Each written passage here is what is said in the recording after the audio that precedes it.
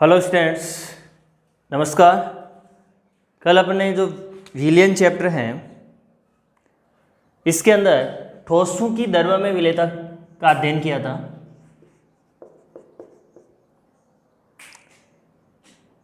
ठोसों की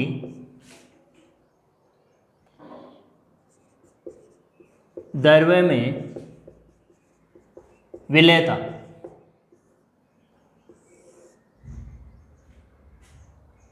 इसकी डेफिनेशन और इसको प्रभावित करने वाले कारकों में मैंने बताया था, एक तो द्रव्य की प्रकृति,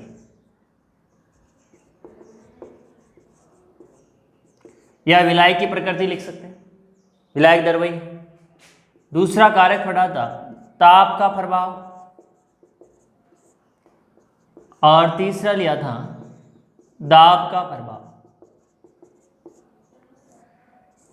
द्रव्य की प्रकृति या विलायक की प्रकृति मैंने बताया था कि समान समान को गोलता है, यानी ध्रुवीय ठोस ध्रुवीय विलायक में और अध्रुवीय ठोस अध्रुवीय विलायक के अंदर विलय होगा। ताप का प्रभाव, ताप के प्रभाव में लिया था लासेतले का नियम कि अगर कोई भी ठोस द्रव्य विलायक के अंदर विलय होके ऊष्माक्षेपी अभिक्रिया प्रदर्शित करता है तो हमेशा तापमान को कम करने पर ठोसों की द्रव्य विलेयता बढ़ती है, और अगर कोई ठोस द्रव्य विलायक के अंदर विलय होके तापमान में कमी करता है या ऊष्मा शोषी अभिक्रिया प्रदर्शित करता है, या तो ऊष्मा शोषी बोल दो या तापमान में कमी, एक ही मतलब है। यानी ऊष्मा शोषी अभिक्रिया प्रदर्शित कर रहा है तो तापमान में क्या हो रही है, कमी, तो अपन को क्या करनी पड़ेगी, वृद्धि। अगर तापमान में वृद्धि करेंगे तो ठोसों की द्रव्य विलेयता बढ़ जाएगी। तीसरा कारक था दाब का प्रभाव। ठोसों की द्रव्य के अंदर विलेयता के ऊपर दाब का कोई प्रभाव नहीं पड़ता। अब क्यों नहीं पड़ता? क्योंकि ठोस और द्रव्य दोनों ही कैसे हैं, असंपीड्य होते। अब आज अपन पढ़ते हैं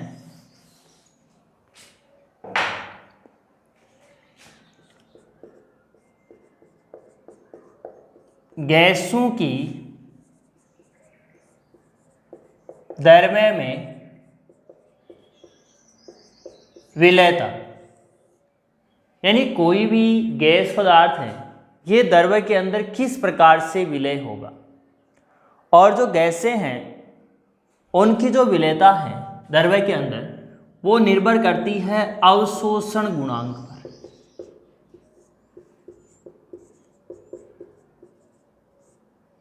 अवशोषण गुणांक, और इस अवशोषण गुणांक को एल्फा सिंबल द्वारा प्रदर्शित किया जाता है। किसके द्वारा? एल्फा द्वारा। अब अवशोषण गुणांक है क्या, देखिए अवशोषण गुणांक की डेफिनेशन निश्चित ताप तथा एक वायुमंडलीय दाब पर विलायक के इकाई आयतन में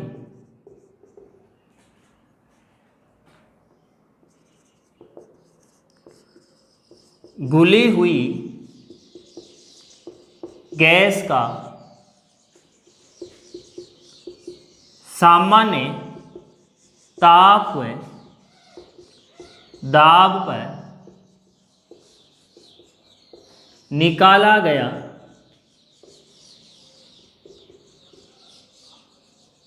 आयतन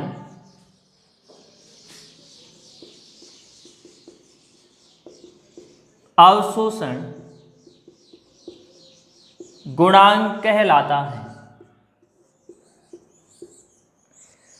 यह परिभाषा आपको याद रखनी पड़ेगी, काफी बार पूछी गई है कि अवशोषण गुणांक क्या है। तो देखिए निश्चित ताप वह एक वायुमंडलीय दाब, एक एटमॉस्फेयर प्रेशर रहेगा, तापमान निश्चित रहेगा। निश्चित ताप व एक वायुमंडलीय दाब पर विलायक के इकाई आयतन में, विलायक का आयतन भी फिक्स इकाई में घुली हुई गैस का सामान्य ताप व दाब पर निकाला गया आयतन अवशोषण गुणांक कहलाता है। क्लियर? और अवशोषण गुणांक को किसके द्वारा प्रदर्शित करते हैं? एल्फा द्वारा। अब इसमें आगे आता है गैसों की द्रव्य में विलेयता को प्रभावित करने वाले कारक, यानी ऐसे कौन कौन से कारक हैं जो गैसों की द्रव्य के अंदर जो विलेयता है इसको बढ़ाते हैं या फिर घटा देते हैं। ठीक है, अब इसके अंदर जो पहला कारक है द्रव्य में विलेयता को प्रभावित करने वाले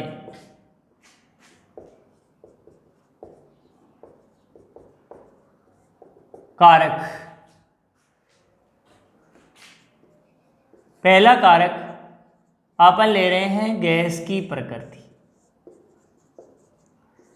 और ठोसों की द्रव्य में विलेयता में लिया था हमें द्रव्य की प्रकृति। यहां गैस है, गैस की प्रकृति।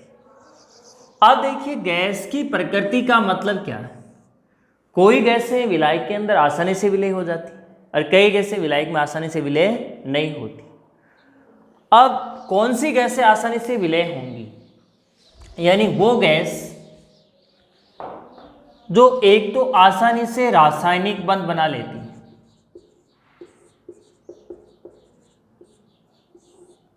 ग्यारहवीं क्लास में अपने पढ़ा था, यानी वे गैसें जो आसानी से कौन सा बंध बनाएंगी, रासायनिक बंध। या अपन बोल सकते हैं जो गैसें आसानी से आयनित हो जाती हैं। आयनित का मतलब आयनों में परिवर्तित हो जाती है।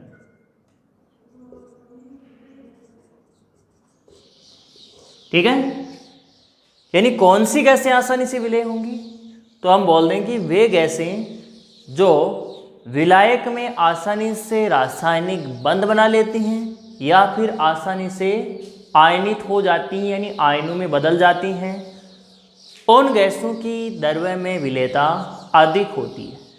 ठीक है, अब यही कारण है, बताया गया है कि जो HCl है, NH3 है, इन गैसों की विलेयता अधिक होती है। और शुरू में अपन ने पढ़ा कि जो गैसों की विलेयता है ये किसके ऊपर निर्भर करेगी, अवशोषण गुणांक पर। अब अगर अवशोषण गुणांक का मान अधिक होगा तो गैसों की द्रव्य में विलेयता भी अधिक होगी, और अवशोषण गुणांक का मान कम होगा तो गैसों की द्रव्य में विलेयता भी कम होगी। अब इसके लिए एक गैसों का क्रम है वो आपको याद रखना पड़ेगा। जैसे मैं बता रहा हूं,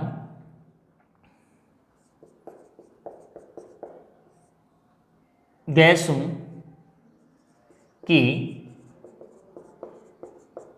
विलेयता का बढ़ता क्रम, इसके ऊपर भी काफी बार क्वेश्चन आया हुआ है। देखें, N2O2 C2H2 CO2 H2S SO2 HCl और NH3। अगर इधर से इधर जाएंगे तो अवशोषण गुणांक का मान बढ़ता है। प्रैक्टिकली निकाला हुआ है, हमें केवल क्रम याद रखना है। अगर अवशोषण गुणांक का मान बढ़ेगा तो विलेयता भी क्या होगी, बढ़ेगी, क्योंकि अपन ने बता दिया कि गैसों की विलेयता किसके ऊपर निर्भर कर रही है, अवशोषण गुणांक पर। और इधर से इधर जा रहे हैं, अवशोषण गुणांक का मान बढ़ता है, अर्थात कहने का मतलब गैसों की विलेयता बढ़ती है। अब सबसे कम विलेयता तो है नाइट्रोजन की और सबसे अधिक विलेयता होगी अमोनिया गैस की। नाइट्रोजन गैस, उसके बाद में ऑक्सीजन गैस, यह है acetylene gas, carbon dioxide gas, hydrogen sulphide, sulphur dioxide, hydrogen chloride और लास्ट हो गया NH3 यानी अमोनिया गैस। अब मैंने वहां पे एग्जाम्पल में लिखा था कि HCl NH3 गैसों की विलेयता अधिक होती है। विलेयता अधिक क्यों होगी, क्योंकि इनके अवशोषण गुणांक का मान अधिक होता है। अब इसके लिए क्वेश्चन किस प्रकार से आएगा वो दे देगा, इस प्रकार से लिखिए कि HCl CO2 N2 NH3 गैसों को विलेयता के आरोही क्रम में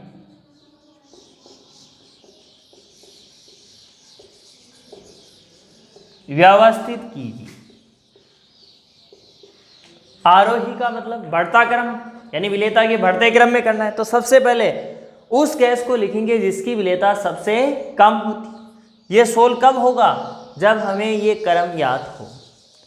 तो इसमें देखिए, इनमें सबसे कम विलेयता किस गैस की होगी? नाइट्रोजन है, तो आंसर हो जाएगा N2। अब बढ़ता चिन्ह आरोही क्रम है, तो ये चिन्ह होगा। अब इसमें देखिए, इससे आगे विलेयता ऑक्सीजन नहीं है, एसिटिलीन भी नहीं है, कार्बन डाइऑक्साइड है, तो CO2 की विलेयता अधिक होगी। इसके बाद में विलेयता देखिए HCl, और इसके बाद में NH3। ये हमारा आंसर कर सकते हो आसानी से। और अगर अवरोही क्रम लिखवाए घटता क्रम, तो इसी को पकड़ के उल्टा कर दो, यानी पहले क्या होगी? अधिक वाली, उसके बाद में कम वाली। ये हो गई गैस की प्रकृति। अब देखिए, इसमें आपके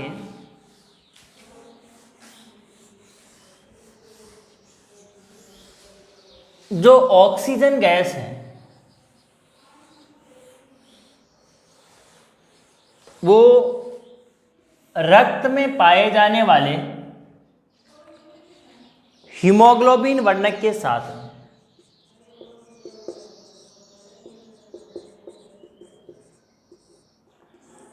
रक्त में ये वर्णक होते हैं। रक्त में पाए जाने वाले हीमोग्लोबिन वर्णक के साथ कौन सी गैस? Oxygen gas. ये मिलकर एक यौगिक बना लेती है ऑक्सी हीमोग्लोबिन।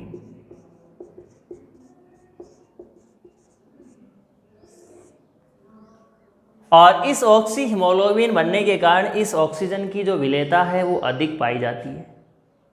यानी रक्त के अंदर हमेशा घुली हुई अवस्था में ऑक्सीजन गैस उपस्थित होती है। ठीक है, ये हो गया आपका पहला कार्य, गैस की प्रकृति। अब दूसरा देखिए, ताप का प्रभाव। दूसरा कारक आएगा इसमें ताप का प्रभाव। अब ताप के प्रभाव में वही नियम है ला सेतेलिए का। ला सेतेलिए नामक वैज्ञानिक ने क्या कहा था अपने नेम में, कि वे गैसें जो विलायक के अंदर विलय हो रही हैं, तो विलायक में विलय होने से तापमान में वृद्धि हो रही है, यानी तापमान बढ़ रहा है, इंक्रीज हो रहा है। तो बाहर से तापमान को क्या करना पड़ेगा? कम करना पड़ेगा, डिक्रीज करना पड़ेगा।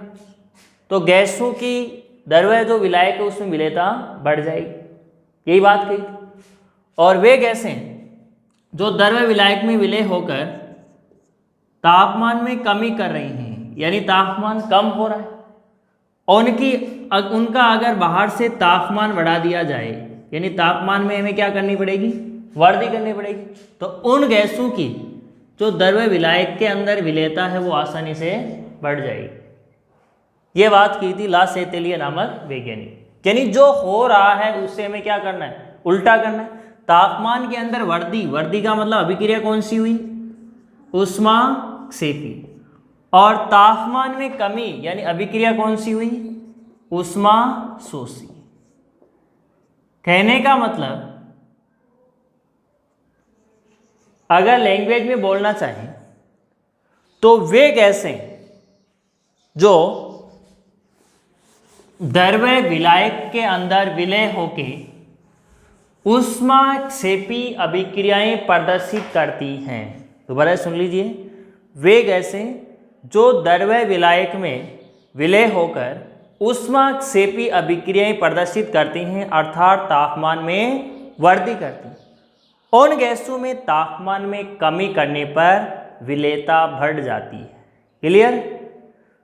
दूसरी बात, वे गैसें जो द्रव्य विलायक में विलय होकर ऊष्मा शोषी अभिक्रियाएं प्रदर्शित करती हैं, अर्थात तापमान में कमी करती। तो तापमान में कमी कर रही हैं, तो उन गैसों में तापमान बढ़ाने पर उनकी द्रव्य विलायक में विलेयता बढ़ जाती है। ठीक है? अब इसके अंदर एक की पॉइंट और है कि अगर दाब है स्थिर, दाब क्या है? स्थिर है, और स्थिर दाब के ऊपर तापमान को अपन बढ़ा रहे हैं, तापमान इंक्रीज कर रहे हैं, तो जो गैस के कण हैं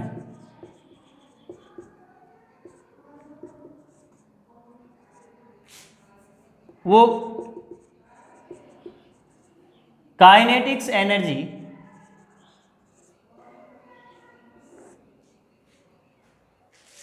ग्रहण कर लेते हैं, या बोलना चाहें तो गतिक ऊर्जा,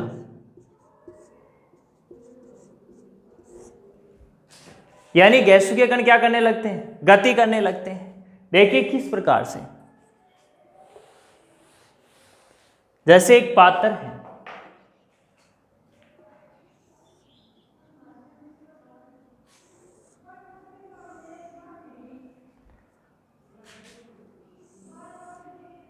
यह एक पात्र है और इसके अंदर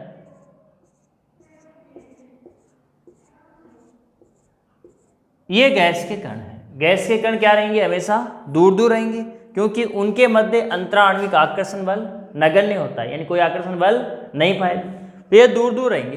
अब अगर हम यहाँ पे तापमान में वृद्धि कर रहे हैं, ताप इंक्रीज कर रहे हैं, तो ये कण ताप बढ़ाने से ऊर्जा ग्रहण करेंगे। वो कौन सी ऊर्जा होगी? गतिक ऊर्जा। तो इनकी गति होगी, जैसे इनकी गति होगी तो ये बाहर निकलना प्रारंभ कर देंगे या फिर एक दूसरे से दूर दूर जाएंगे। अब दूर जाएंगे तो विलेयता में क्या होगी? कमी होगी। जैसे कण पास आते हैं तब विलेयता बढ़ती है और दूर जाते हैं तो विलेयता में क्या होगी? कमी होगी। तो कहने का मतलब ये है कि अगर दाब स्थिर है, दाब को हमने फिक्स कर दिया, स्थिर दाब, इस स्थिर दाब के ऊपर अगर तापमान को बढ़ाया जाता है तो गैसों के कण गतिज ऊर्जा को ग्रहण करके बाहर निकलना प्रारंभ कर देते हैं, जिसके कारण गैसों की विलेयता में कमी हो जाती है। अब इसमें क्वेश्चन होता है कि स्थिर दाब पर ताप बढ़ाने पर गैसों की विलेयता घट जाती है, क्यों? आंसर क्या होगा कि स्थिर दाब के ऊपर तापमान में वृद्धि करने पर गैसों के कण गतिज ऊर्जा ग्रहण करके बाहर निकल जाते हैं, जिसके कारण उनकी विलेयता में कमी आ जाती है। लेकिन इसमें एक अपवाद स्वरूप और है। अगर हाइड्रोजन व हीलियम गैसों को देखा जाए, देखिए हम गैसों के लिए तो क्या बोल रहे हैं कि स्थिर दाब के ऊपर ताप बढ़ाएंगे तो विलेयता में कमी आ जाएगी, लेकिन केमिस्ट्री में अपवाद हर जगह मिलेगा।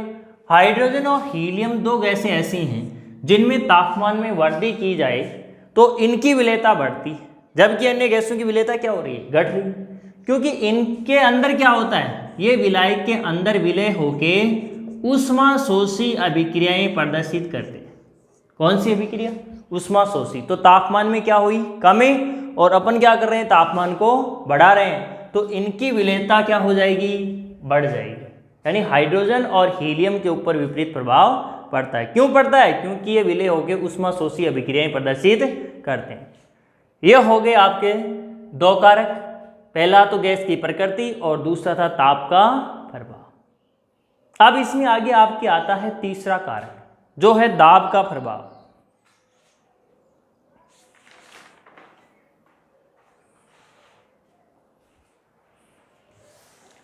अब दाब के प्रभाव में एक नियम है हेनरी का नियम, जो बहुत ही इंपॉर्टेंट नियम है। किसका नियम है? हेनरी का नियम। हेनरी ने नियम दिया था M समानुपाती P। यह नियम बताया था गैसों की द्रव्य में विलेयता के लिए। m का मतलब ये तो है गैस की मात्रा और p का मतलब यह है दाब। यानी कोई अगर तापमान को स्थिर किया जाए तो जो गैस की जो विलेयता है, हिंदी ने कहा कि स्थिर ताप के ऊपर गैस की विलेयता, ये m क्या, गैस की मात्रा, इसको बोल सकते हैं गैस की विलेयता, वो साम्य अवस्था, ये क्या है साम्य अवस्था, वो सॉरी समानुपाती का चिन्ह, और समानुपाती के बाद में क्या है p, और p को बोलते हैं साम्य अवस्था दाब। यहाँ पे m तो है गैस की मात्रा और जो p है यह है साम्यावस्था दाब।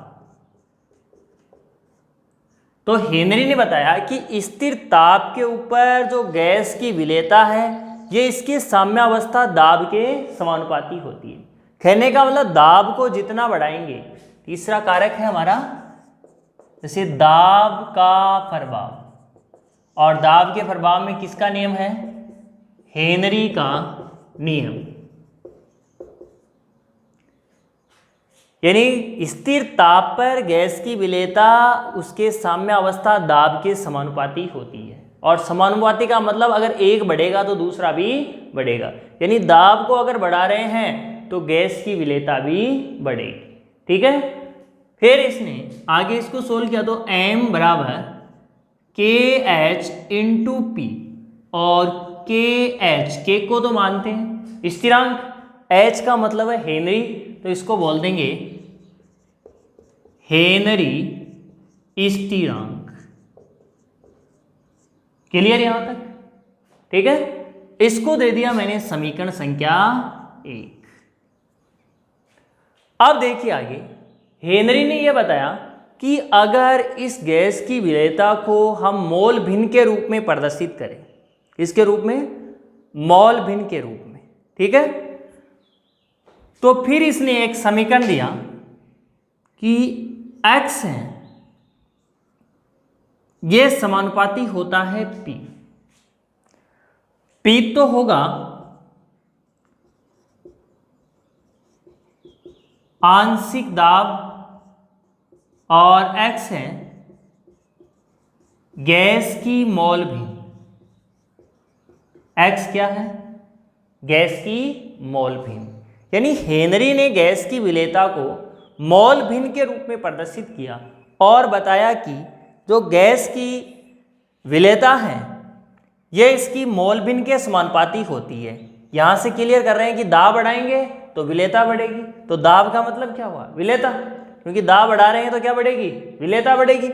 तो जो गैस की विलेयता है इसकी मोल भिन्न के क्या होगी, समानुपाती होगी। यह बात किसने बताई थी, हेनरी।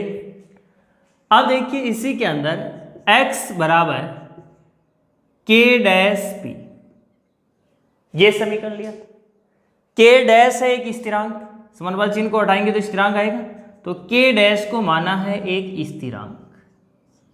क्लियर यहां तक? अब इस k डैश स्थिरांक का जो मान होता है वो हेनरी ने बताया कि जो ये k डैश स्थिरांक है ये होता है 1/kh। यानी हेनरी स्थिरांक के कहने का मतलब क्या हो गया, व्युत्क्रमानुपाती। तो देखिए x बराबर k डैश के स्थान पे हो जाएगा 1/kh इंटू पी। क्लियर है यहां तक? इसका एक समीकरण ये आ गया, एक समीकरण यहां पे। तो हेनरी ने दोबारा बताते हुए बताया कि स्थिर ताप के ऊपर गैसों की विलेयता उनके साम्य अवस्था दाब के समानुपाती होती है। m समानुपाती हो गया p, m है गैस की मात्रा, p है साम्य अवस्था दाब। अब इस समानुपाती चिन्ह को हटाया तो एक स्थिरांक आया kh, जिसको बोलते हैं हेनरी स्थिरांक। फिर हेनरी ने बताया कि अगर गैस की विलेयता को मोल भिन्न के रूप में प्रदर्शित करें तो गैसों की विलेयता मोल भिन्न के समानुपाती होगी।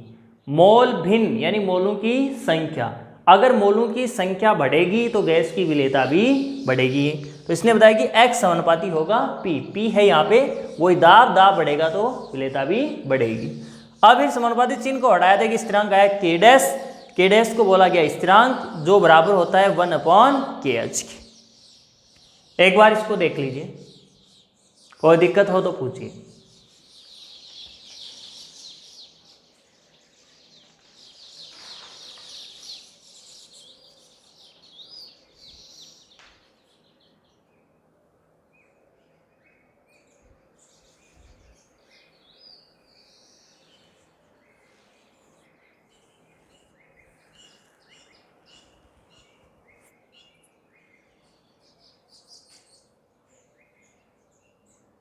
क्लियर?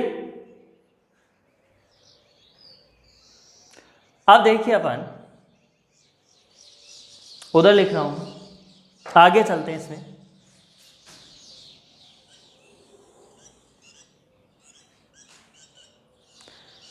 यानी ये दे दीजिए, मान लीजिए समीकरण संख्या 2 है और ये समीकरण संख्या 3 है,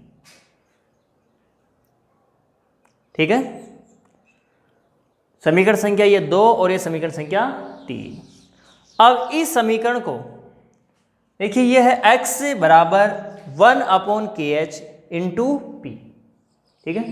अब इसको करेंगे आपस में वज्र गुणा, तो x इंटू क्या हो जाएगा kh। तो देखिए या x इंटू kh बराबर p, यही होगा।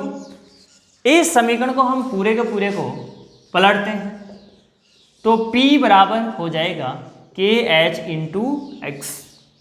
क्लियर यहाँ तक? अगर पूरा समीकरण बदल रहे हैं तो कुछ भी चेंज नहीं होगा। अगर किसी एक पक्ष को इधर से उधर कर रहे हैं तब बदलाव आएगा। तो इसको लिख दिया p बराबर kh into x, x into kh, लेकिन स्थिरांक को पहले लिखेंगे। अब इसमें देखिए यहां से अगर इस स्थिरांक को हटा दिया जाए, ये मान लीजिए समीकरण संख्या है 4। अब अगर यहां से स्थिरांक को हटा दें तो p स्थिरांक घट रहा है तो समानुपाती क्या हो जाएगा x। बोलिए ये कहीं आ गया वापस, यानी p समानुपाती क्या हो गया x। अब p यानी दाब और x क्या है मोल भी, इनके मध्य ग्राफ खींचा जाए तो क्या एक सीधी लाइन प्राप्त होगी। यानी p समानुपाती क्या है x है और जिसका ढाल हो जाएगा किसके बराबर kh के बराबर। क्लियर? यानी जैसे जैसे दाब बढ़ाएंगे वैसे वैसे गैसों की विलेयता बढ़ेगी, या बोल सकते हैं कि मोल भिन्न बढ़ने पर गैसों की विलेयता बढ़ती है, क्योंकि दोनों क्या हैं एक दूसरे के समानुपाती। तो हेनरी ने दाब के बारे में बता दिया और मोल भिन्न के बारे में भी बता दिया, क्योंकि मोल भिन्न अगर बढ़ेगी तो दाब बढ़ेगा और दाब बढ़ेगा तो गैसों की विलेयता भी बढ़ेगी। यह बात बताई थी हेनरी। अब देखिए समीकरण संख्या 3 से दोबारा करते हैं। समीकरण 3 से हमारा समीकरण 3 क्या है, x बराबर 1/kh इंटू पी, यही है। अब इसमें अगर हम दाब को स्थिर मान लें, स्थिर दाब पर, तो दाब को अगर P को स्थिर कर दिया तो x समानुपाती कर देंगे 1/kh, यही होगा। क्योंकि दाब को एक तरह से स्थिरांक मान लिया हमने, स्थिर मान लिया, या x बराबर 1/kh, तो x के व्युत्क्रमानुपाती में कौन आ गया हेनरी स्थिरांक। अगर इसको हम लैंग्वेज में बोलना चाहें, x क्या है मोल भिन्न, मोल भिन्न बढ़ेगी तो दाब बढ़ेगा, दाब बढ़ेगा तो गैस की विलेयता बढ़ेगी। कहने का मतलब x को अपन विलेयता से संबंधित कर देते, तो हेनरी स्थिरांक का मान बढ़ने पर गैसों की विलेयता घटती है और हेनरी स्थिरांक का मान घटने पर गैसों की विलेयता बढ़ती है। क्यों? क्योंकि हेनरी स्थिरांक गैस की विलेयता के व्युत्क्रमानुपाती होता है। होगी बात क्लियर? तो उपरोक्त समीकरण से क्लियर है कि हेनरी स्थिरांक है वो गैस की विलेयता के व्युत्क्रमानुपाती है, अतः हेनरी स्थिरांक का मान बढ़ने पर गैस की विलेयता घटती है, वह हेनरी स्थिरांक का मान घटने पर गैस की विलेयता बढ़ती है। यह बात बताई थी हेनरी ने। अब हेनरी के नियम की कुछ सीमाएं हैं। हेनरी ने कहा था कि गैसों की अगर द्रव्य में विलेयता कर रहे हैं तो दाब बहुत कम ना हो, ये बात बताई थी कि दाब बहुत कम नहीं होना चाहिए। दूसरी बात बताए कि ताप बहुत अधिक ना हो, तापमान का मान भी अधिक नहीं होना चाहिए, क्योंकि ताप अधिक होगा तो गैसों के कण क्या हो जाएंगे, दूर दूर हो जाएंगे। और तीसरी बात कही थी हेनरी ने कि गैस की विलेयता हमेशा विलायक से कम होनी चाहिए, ये बताया था हेनरी ने। अब ये हेनरी का नियम है, सभी स्टूडेंट्स इसे एक बार दोबारा से रिवाइज कर लें।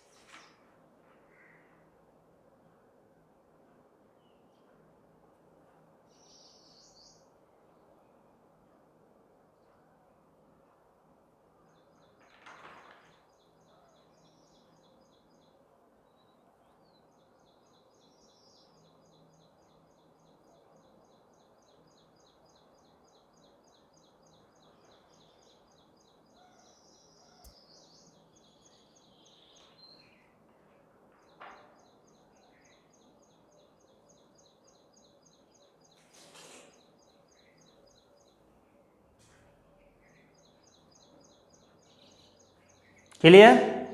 अब इसके ऊपर अपन एक न्यूमेरिकल करते हैं।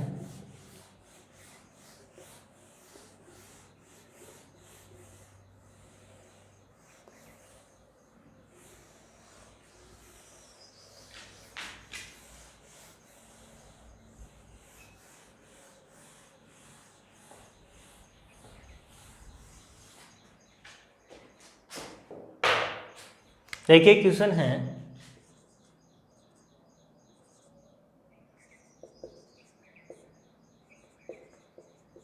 दो वायुमंडलीय दाब पर 4 लीटर के पात्र में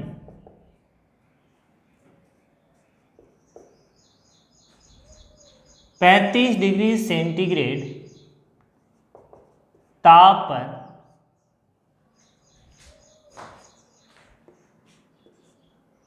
0.32 ग्राम O2 गैस, ऑक्सीजन गैस उपस्थित है। हेनरी स्थिरांक का मान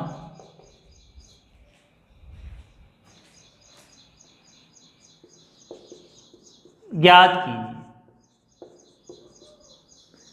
क्वेश्चन क्या है हमारा, दो वायुमंडलीय दाब पर 4 लीटर के पात्र में, पात्र के स्थान में कर लीजिए सॉरी जल, 4 लीटर जल में की विलय लिया जाएगा, 4 लीटर जल में 35 डिग्री सेंटीग्रेड ताप पर 0.32 ग्राम ऑक्सीजन गैस उपस्थित है। हेनरी स्थिरांक का मान ज्ञात कीजिए। अब इस क्वेश्चन में देखिए आपको क्या क्या दिया हुआ है, क्या हमें निकालना है और कौन सा फॉर्मूला लगेगा। हेनरी स्थिरांक के जो फॉर्मूले हैं वो आपको बताए हुए हैं।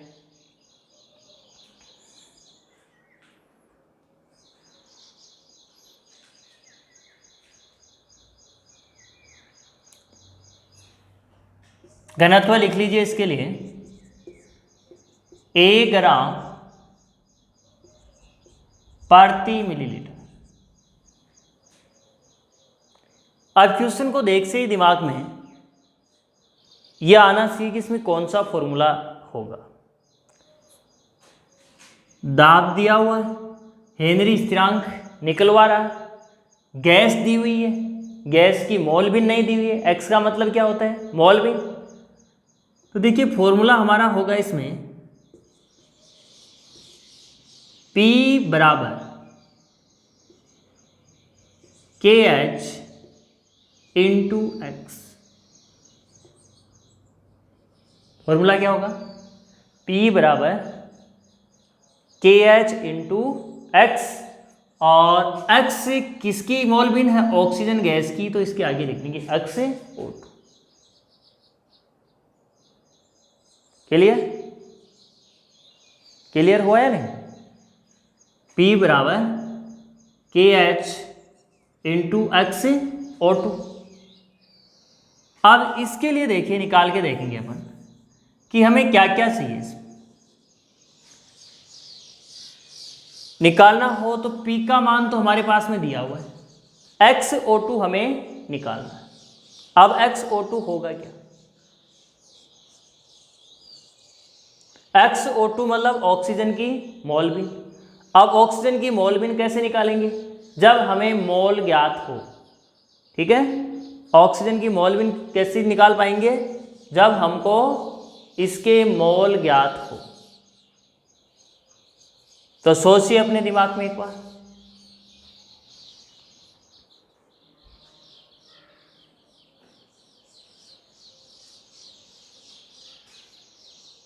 मोलबिन से मोल निकालना बताया था आप, यानी जिस अवयव की मोलबिन निकाल रहे हैं उसके मोल अपॉन कुल मोल। प्रत्येक इस एक क्वेश्चन के अंदर कई क्वेश्चन छिपे हुए हैं। तो देखें P बराबर, ये तो दिया हुआ है 2 एटमोस्फियर, 2 वायुमंडलीय। अब XO2 ये क्या है, ये है ऑक्सीजन की मोलबिन, और KH क्या है, हेनरी स्थिरांक। ये हमें ज्ञात करना है। XO2 का फॉर्मूला क्या होगा,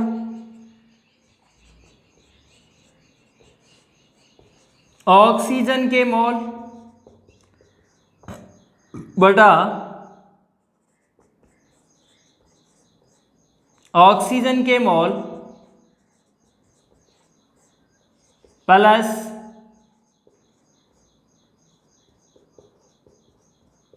जल के मोल, यही होगा। X का मतलब मोलबिन, O2 का मतलब किसकी मोलबिन, ऑक्सीजन की मोलबिन। तो ऑक्सीजन की मोलबिन निकालनी है तो इसमें 2 अवयव है, एक तो है ऑक्सीजन गैस O2 गैस, और दूसरा क्या है, जल। ठीक है, जल तो है विलायक और ऑक्सीजन है विलेय। तो ये तो हो गया विलेय, ये विलेय, और ये क्या हो गया, विलायक। ठीक वैसा ही है जैसा मोलबिन में अपन निकाल रहे थे। अब ऑक्सीजन के हमें मोल निकालने। देखिए यही क्वेश्चन ऐसा है जिसमें आज तक हमने जितना पढ़ा है विलियन चैप्टर में उसका पूरे का रिवीजन हो जाएगा। अब मोल कैसे निकालते हैं, किस प्रकार से निकालेंगे, क्योंकि मोल बराबर हमारा फॉर्मूला क्या होता है, मोल बराबर होता है पदार्थ का भार अपॉन अणुभार। तो ऑक्सीजन के मोल निकालने हैं हमें, O2 के मोल, O2 का भार कितना दिया हुआ, 0.32 ग्राम। लिख लीजिए O2 का भार 0.32 ग्राम। तो देखिए 0.32 अपॉन अणुभार कितना होता है ऑक्सीजन का, एक O का होता है 16, कितने O हैं, 2, तो कितना हो जाएगा 32, यानी O2 का अणुभार ये है 32 ग्राम। अब इसमें देखिए अपन निकालेंगे तो O2 के मोल 32/32 इंटू 100, दशमलव को हटा देंगे। ठीक है, यहां से अगर सीधा करना चाहिए अपन तो 32 से 32 कैंसिल, कितना आ गया 1/100।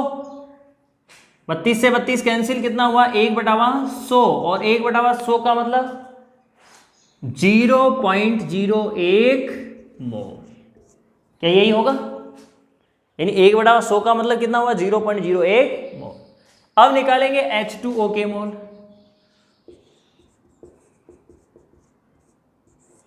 तो H2O के मोल निकालने के लिए H2O का भार बटा H2O का अणुभार। अब H2O का भार दिया हुआ है क्या? नहीं दिया हुआ। क्या दिया हुआ है? आयतन दिया हुआ है, क्या लीटर है। तो देखिए इससे बाहर निकाल लेंगे। क्यों? किस प्रकार से निकालेंगे? क्योंकि हमें पता है कि आयतन बराबर फॉर्मूला होता है द्रव्यमान अपॉन घनत्व। यही होता है, आयतन बराबर द्रव्यमान अपॉन घनत्व। तो आयतन हमारे पास में दिया हुआ है, कितना है H2O का आयतन? H2O का आयतन बराबर ये है 4 लीटर। 4 लीटर, या इसको हम बोल सकते हैं 4000 मिलीलीटर। क्लियर? घनत्व हमारे पास में दिया हुआ है इसका, ये रहा। घनत्व बराबर 1 ग्राम प्रति मिलीलीटर। क्योंकि घनत्व मिलीलीटर में है तो लीटर को भी किससे मिलना पड़ेगा?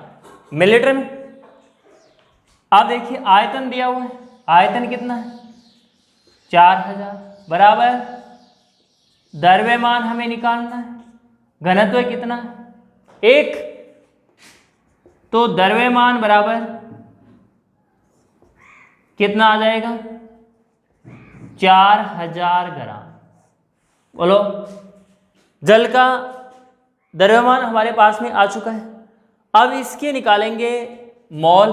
तो H2O के मोल बराबर फॉर्मूला है H2O का भार अपॉन H2O का अणुभार। तो देखिए H2O के मोल बराबर भार कितना है? 4000। और H2O का अणुभार कितना होता है? 18 ग्राम। ऑक्सीजन के 16 और एक हाइड्रोजन है, एक हाइड्रोजन 2 है, तो 16 और 2 18। इसमें लगाएंगे 18 का भाग, तो H2O के मोल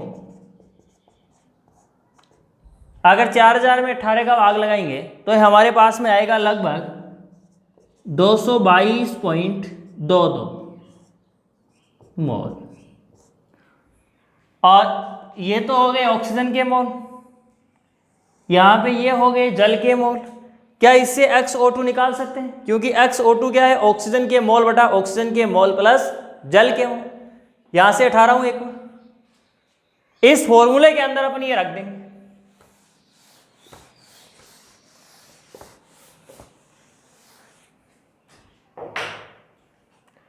यानी XO2 बराबर ऑक्सीजन के मोल कितने? 0.01 अपॉन ऑक्सीजन के मोल यानी 0.01 प्लस जल के मोल तो 222.22। देखिए XO2 बराबर 0.01 अपॉन इनका योग कर देंगे तो ये हो जाएंगे 222.23। अब दशमलव से दशमलव कैंसिल, तो XO2 बराबर ये हो जाएगा 1/22,223। ठीक है, और इसका इसमें भाग लगा देंगे। इसका भाग लगा के इसका मान रख देंगे XO2, जो भी हमारे पास में भाग देने से मान आ रहा है ये आएगा लगभग हमारे पास में, निकाल के देख लेना, 0.00004। इसके लमसम होगा ये मान। और इस मान को XO2 हमारे पास में आ चुका है। हमारा फॉर्मूला है P बराबर KH इंटू XO2, यही था। P दाब कितना दिया हुआ है? 2। KH हमें ज्ञात करना है इंटू XO2, और XO2 का मान आ गया हमारे पास में 0.00004। अब हमें मान ज्ञात किसका करना है? KH का। तो KH को एक तरफ रखिए तो 2 के अंदर इसका क्या लग जाएगा? भाग हो जाएगा। तो देखिए KH बराबर 2/0.00004, यही होगा। अब यहाँ से दशमलव हटा लेना और KH का मान आ जाएगा। जो भी होगा इसमें भाग देके आंसर सोल्व कर लेना। ये आपको घर पे करना, ठीक है। आज ये आंसर।